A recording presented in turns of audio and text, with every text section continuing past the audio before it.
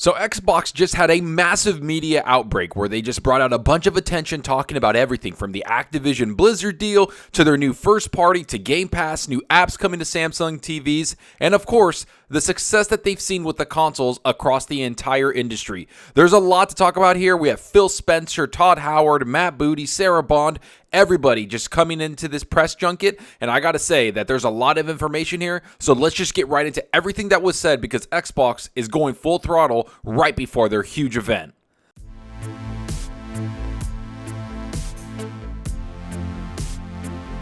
Alright, so you know the drill. If you like the content, hit that subscribe button, and if you want to be notified on future content, hit that small little bell icon, and if you want to go that extra mile to support the channel, hit that join button, or put a nice little comment with a super comment where I can read later, and it helps you stand out in the chat. But you know what? Let's just jump into what was being said at this press junket. So we had Phil Spencer talking to everyone about what consoles are, what gaming is on Xbox, and how they want to go into everyone. They want to be building a platform that can reach billions of players. In fact, let's go into what was being quoted by Phil Spencer and see what else he had to say. As Microsoft Gaming CEO Phil Spencer sees it, we're building a platform that can reach billions of players. Whether it's on console, whether it's on PC, whether it's through Xbox Cloud streaming, where players on any device they want to play on should be able to find the content they want to play. Now, Phil Spencer has talked about this before. He wants to expand Xbox beyond just the console. That has been something that has been known for about 4 years now.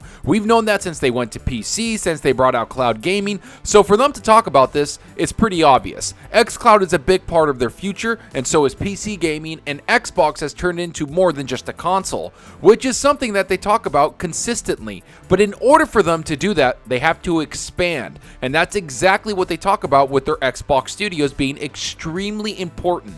Over 100 million people are playing Xbox and PC gaming right now, which is a massive success to Xbox. In fact, they talked about and said that they have over 300% growth on the PC side alone for Xbox. Yet that is nothing, and the success is minuscule to what they expect to have on PC, at least for right now. It is only the beginning. And that is something that Phil Spencer, Matt Booty, and Sarah Bond continually talked about at this press junket. That while PC is growing and they want to bring improvements to that, and hey, as a PC gamer and an Xbox gamer, that's enjoyable to me, they want to still expand upon it, which involves getting studios. And that's where the Activision Blizzard deal is huge for them. Matt Booty and Sarah Bond talked about Game Pass and putting Activision Blizzard games on the service as fast as possible. So while some games might not stay exclusive, they still want to get those Xbox games, especially Activision Blizzard, Call of Duty,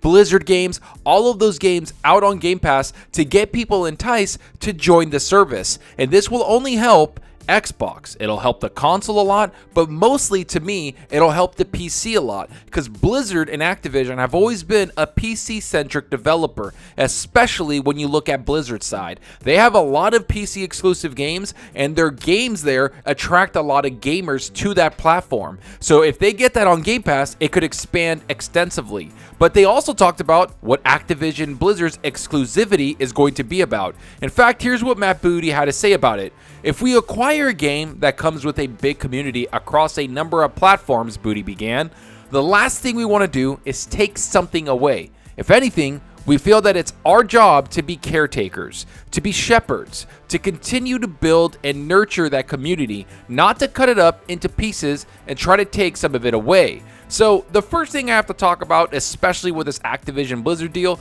is that Xbox hasn't said anything new. It's pretty much the same thing that we've heard, that they don't want to split up the people, they don't want to split up gamers away from their platform, away from the games that they love. So if you have Call of Duty Warzone or Call of Duty Warzone 2 on PlayStation, they're going to keep you there. They're going to allow you to stay there. And that's the whole point. They want to keep people continually playing on that platform because you know what it does? It adds to that 100 million people users that are on Xbox. That is the whole point of this. But they do talk about new games, and they talk about existing games staying on the platforms that they're on. But what about these new franchises that come out? What about Diablo 4? What about the next Diablo? What about games that are coming out later in a few years that Xbox owns? Are those going to be coming to the same platforms? I don't think so. I think they're going to keep those exclusive, much like they did with Xbox and Bethesda. They're going to keep those ZeniMax games, those Bethesda games, exclusive to Xbox. And that's what's going to happen with Activision Blizzard. Sure, some big games like Call of Duty, which they reference Minecraft, by the way, might stay multi-platform, but other franchises might only be exclusive to the Xbox ecosystem.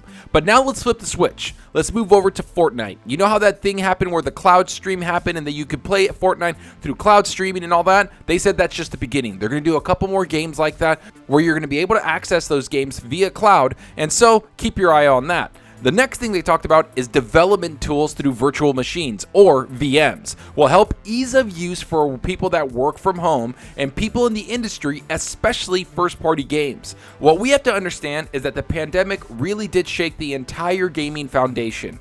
People were stuck at home, they had to work from home, and they couldn't work side to side with people. So what they had to do was open VMs, open servers, open a lot of things where people can work from home and make it virtual. So now, what Xbox is trying to do is make it a normalcy. They're trying to bring a bunch of stuff together, a bunch of their tools together, and make it one ecosystem for people to work with. It's going to streamline development, it's going to help developers that work from home, and this is a new day and age of working, so I'm glad that Xbox is doing this. They see the future, they understand what needs to be done, and they're going to continue to help the developers make games at a much faster pace. Now let's switch over to Project Morecraft, which is paid demos that will be there for Xbox games on Game Pass Ultimate members. These paid demos to me don't look that good. It's what Sony is doing, and I'm not all for that. If you're going to have developers get some kind of compensation for this and they're going to be able to work on demos and then get paid for it, then maybe that's okay. But as for gamers, I don't want to put this behind a paywall. Sony's doing it, I went against it, and I'm going against it right now. I don't like this. If it's a EA Play type of 10-hour trial, that might be a little bit better. Give us 10 hours of the game when it comes out. I think that's a little bit better what EA's doing, but overall, I think you should just give demos to everybody because that's what you used to do. You used to throw them on discs. You used to put them everywhere. I mean, you used to get them for Burger King or whatever. You used to get games from them and demos from them through all these deals. But all in all, I think it should be available to all gamers so they can play them, especially if you want to build hype around a game, get millions of people to play them for free. Don't put them behind a paywall. And then they also talked about Xbox All Access. You know, that subscription service thing that you can get a console, then you pay monthly? Well, that was insanely successful for them. And they're saying that they're going to expand this into multiple new territories. So it's exciting to see that people understand the value that they want to get these consoles out there, and they're giving people multiple ways of doing it. In fact, Phil Spencer talked about consoles selling out like crazy, that at the point that they're making a lot of consoles, they're just selling out. They're flying off of shelves, and they can't keep up with demand. They're trying their best and they're making a lot, but man, are they selling out. And so that is really good to see the health that gaming has right now, especially console gaming, because everybody's looking for these consoles because of the hardware, because of all the software and the new games that are going to be dropping soon. Now let's move over to PC Game Pass improvements, which are coming, which is pretty awesome. As a gamer first, I'm excited that they'll put more time and effort into that platform. I'm a part of this PC gaming platform. I'm a part of Xbox's PC gaming platform because I play a lot of my games on there. I love all the strategy games they have on there, so I want to see improvements to their app. I want to see download speed improvements. I want to see game optimization improvements, and honestly, they just need more games on that platform. Steam has almost every single game. Epic Game Store has a bunch of their games on there. Xbox has a long way to go if they want to compete with those two platforms. Getting Activision Blizzard would be huge for them, but overall, they just need more games on there. If you can buy a game directly from there on their platform, that'd be awesome. But most games aren't even on there. The only games that they truly do have on there are games that they have deals with Game Pass with, and they port those over. They need to start doing that more often and even get some games that you could just download directly from there and maybe have it cross-buy. It's a big ask, but overall, they need to improve that. Now let's talk about another platform, which is the Samsung TV app, which is in partnership with Samsung and something that we've seen for the last several years. Samsung and Xbox had a pretty big partnership when it came to tablets and phones, and only naturally they moved over to the TV. So not only are you going to be able to play your Xbox games natively on the TV, you're going to be able to get that app open. It's going to be native on the Samsung TV. You click it, you play it, you Bluetooth your controller to it, and bam, you're connected to cloud gaming and you're connected to Game Pass, and you can play all those games natively on the TV app for Samsung. These are going to be a part of Samsung's TV from 2022 and on. So this is a massive partnership, and of course we have the leak for Keystone that Jez Gordon has talked about before, and that's going to help other TVs get the cloud streaming where you can plug it in the back of your TV, kind of like a Roku. So that's coming later on, but right now Samsung is at the forefront with Xbox trying to make these deals happen, and you know what? It's kind of cool. I'm happy to see that because I want to see Xbox everywhere, especially if it expands their user base, which makes them get more users, which means more money, which means more games for us. Now I want to go into one of the big specifics of Starfield. We had Todd Howard come out during this press release and talked about Starfield and putting the finishing touches on the game. There's been rumors that it's coming out in the early part of 2023, so we're talking January, February, or even March. And Todd Howard talked about taking advantage of the hardware and everything that the Series X has to offer. This game is going to be extremely ambitious, and I understand that it's probably the biggest game Bethesda has ever brought out. I mean, Phil Spencer even mentioned a couple months ago, if you remember, that Starfield will probably be one of the most played games, if not the most played Bethesda game ever. They want to put this day and date on everything, PC, console, cloud, no matter what, wherever you are, they want you to have Starfield at your fingertips. And that's what's going to happen. They're going to keep it there. They're going to put it on all the platforms that they are able to, and they're going to make Starfield one of the biggest games of this generation. And why wouldn't they? They've been working on this game for 7 years, and they're ready to show out. And when it releases next year, it's going to be a monumental event in gaming. And that's pretty much everything that they talked about. It was a massive blowout to the media. They brought out a bunch of stuff and a bunch of storylines, and honestly, they talked about a lot of things that people didn't expect. I was surprised they talked about Activision Blizzard. That gives me a little bit of confidence that this actually might go through, especially with Sarah Bond and Matt Booty talking about putting some of those games on Game Pass as quickly as possible. Could we see Diablo 4 jumping on Game Pass day and date for PC and console and cloud? That would be a massive success for them, especially if it does come to PlayStation 4. It'll make it more appealing for people to come over to Xbox because you get the game on the service that you already have. But let me know what you think about all of this. Do you think the Samsung TV app is going to be a success? Are you excited to see xCloud expand beyond anything else we've ever seen? Do you think the consoles are going to continue to sell out like they're saying? Are you excited to see PC Game Pass get even more improvements to the app?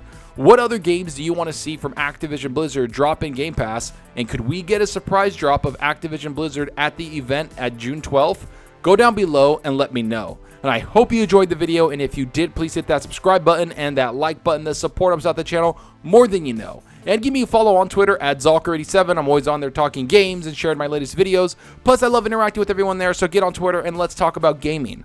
Also, follow me on Xbox Live. My gamer tag is Zalker87, just like my channel name. See what games I'm playing, and let's compete in achievements for the month. So right now, I've been playing a bunch of Chorus. The game dropped on Xbox Game Pass, and I have to say, it's pretty fun. I've been playing it a lot on my Series X and on my PC. I've been transferring between the two, and I've actually played it on my laptop too. The game runs perfectly. I do have to say, it's optimized very well for PC and the Xbox Series X. It is a big space epic. You fly around, you fight some stuff, you're in a fighter jet the entire time, and you're just kind of exploring all these new Milky Ways and all these new places in space, and you're kind of fighting these things called the cultists, which is really fun. And I gotta say, the game is pretty impressive. Is it the best thing I've ever played? No, but for now, it feels really good, and I'm just kind of waiting for the Xbox event to drop because I want to know if they have any shadow drops, because I'll jump on those for Game Pass, and I also want to see if they drop any expansions for Forza or anything else like that, because there's leaks going on across the entire industry right now. So get ready. These events are going to drop in hot, and I'm excited for everything because you know what? Right now, the news of gaming is what it's all about. But let me know if you're playing something. Are you on your Series X, your Series S, your PS5, or are you on your PC playing something? Let me know down below, because that's what we're here for, is to talk games. And that's all for now. Thanks for watching, and until next time, remember, enjoy your gaming. Later.